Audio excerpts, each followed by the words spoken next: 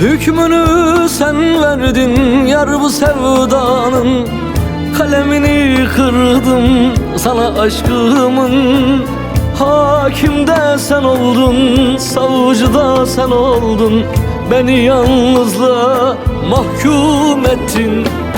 Şimdi bana bir ömür yalnızlık var, şimdi bana bir ömür sensizlik var. Bekliyor beni umutsuz yarınlar, sonum olacak aldın bu karar.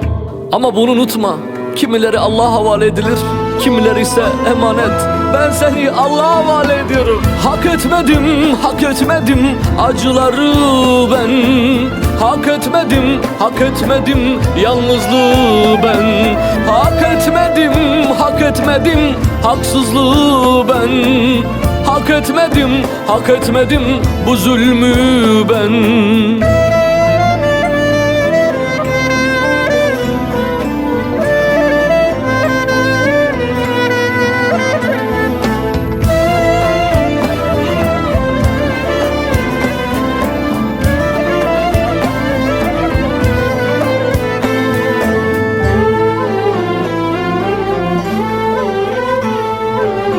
Bedeli bu muydu emeklerimin, hatırı yok muydu bunca senenin?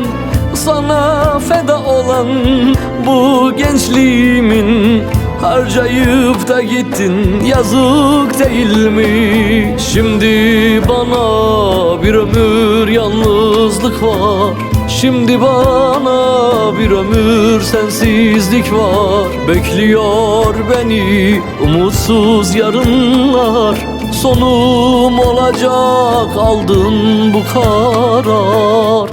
Ama bunu unutma, kimileri Allah'a havale edilir, kimileri ise emanet. Ben seni Allah'a havale ediyorum. Hak etmedim, hak etmedim acıları ben.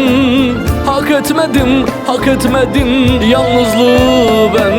Hak etmedim, hak etmedim bu zulmü ben.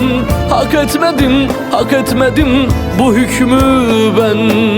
Hak etmedim, hak etmedim acıları ben. Hak etmedim, hak etmedim yalnızlığı ben. Hak etmedim, hak etmedim haksızlığı ben. Hak etmedim, hak etmedim bu zulmü.